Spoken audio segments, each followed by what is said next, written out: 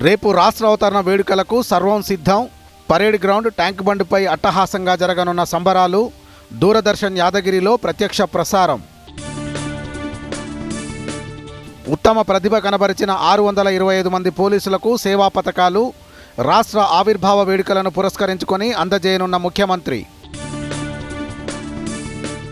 మోదీ నాయకత్వంలో ప్రజలకు సుపరిపాలన అందుతోందన్న కిషన్ రెడ్డి.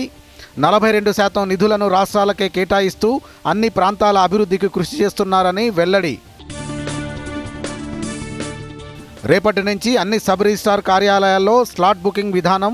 సాంకేతిక సమస్యలు రాకుండా అప్రమత్తంగా ఉండాలని మంత్రి పొంగులేటి ఆదేశం. వర్షాల నేపథ్యంలో ముందస్తుగా 3 నెలల రేషన్. రాష్ట్ర వ్యాప్తంగా ప్రారంభమైన పంపిణీ నెలాఖరు వరకు కొనసాగుతుందన్న పౌర సరఫరాల శాఖ. ఫైనల్ బెర్త్ కోసం తలపడనున్న ముంబై, పంజాబ్. అహ్మదాబాద్ వేదికగా మరి కాసేపట్లో ప్రారంభం కానున్న మ్యాచ్. ముందస్తు వర్షాలతో జలాశయాలకు జలకళ. సాగు పనుల కోసం తొందరపడొద్దంటున్న శాస్త్రవేత్తలు. రుతుపవనాలు పూర్తి స్థాయిలో విస్తరించిన తర్వాతే విత్తుకోవాలని సూచన.